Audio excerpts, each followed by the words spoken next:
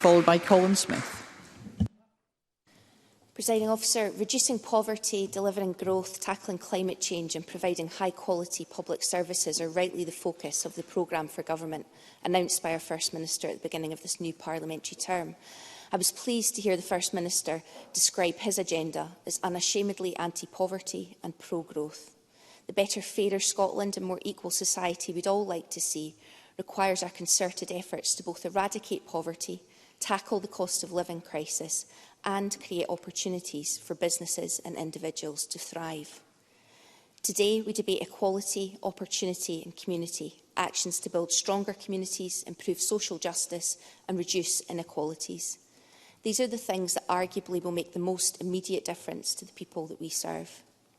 Like many colleagues from across the Chamber, I spent recess in the communities I represent, doing additional surgeries and meeting with community groups and businesses, listening and providing assistance where I could.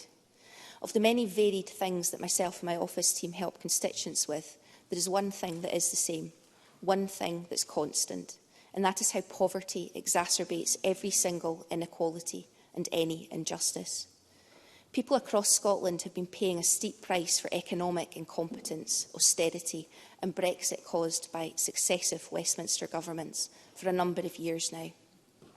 In the last 5 years, the Scottish Government has spent more than £700 million mitigating the impact of Westminster welfare cuts alone. But the current cost challenges which are being noticed by all but a few households are now a crisis, felt even more acutely, more keenly and harder to overcome by those who already have the greatest challenges. Scottish Government action is making a difference to children and families in my constituency and throughout Scotland. Due to the policies of our SNP government, an estimated 90,000 fewer children are expected to live in relative and absolute poverty this year, with poverty levels 9% lower than they would have been otherwise. One child living in poverty is one too many, but there is progress there. The First Minister quoted the late David McLetchie's warning about worshipping the false god of consensus and for the good of society where we need to pick a side in doing just that. There are two matters where I'll follow the First Minister's advice on that front. The first concerns the Care and Justice Bill. The aims and principles underpinning the bill are laudable. It's the right thing to do and absolutely supports keeping the promise.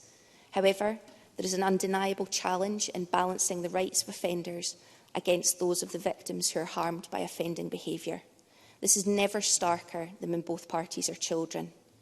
From their casework, I'm sure MSPs across the Chamber will recognise situations in which the balance has been off, has not felt just, and in which the harmed child has been further traumatised by the actions of our care and justice system. A system which intended to do its best for the child who caused harm, but particularly in cases where a sexual offence has been committed or where the harmful behaviour is coercive control and domestic abuse, has let down the victim and compromised their safety. That important balance of rights is not correct in the bill as drafted, and child victims will not have their rights realised if changes are not made. I'm hopeful that the Scottish Government will work with me, victim support and others to get this right, and appreciate the Children's Minister's willingness to meet. I hope we can get a date in the diary very soon.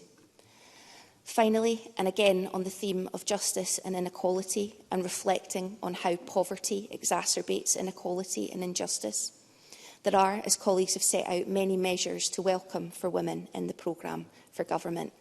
But I'm pretty dismayed, to be honest, to see no mention of legislation to tackle commercial sexual exploitation within the work on violence against women.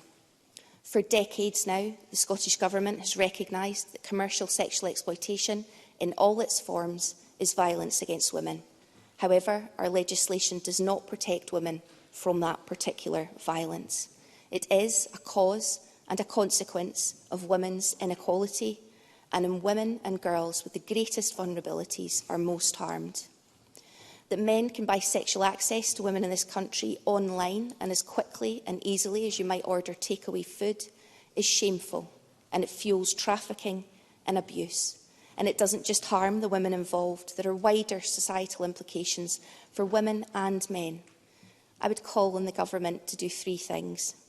outlaw online pimping and the purchase of women, hold traffickers and the male buyers and those who exploit and fuel demand to account with the full force of our criminal justice system, and provide a comprehensive financial support and exiting services for women prostituted and exploited.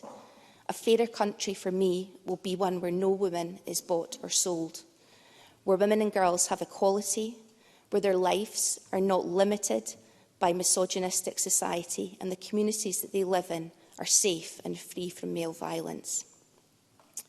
Any attempts to tackle the pervasive misogyny which harms so many women and girls, boys and men, will be futile if we close our eyes to this or look the other way because it's too difficult or there's not comfortable consensus at the moment.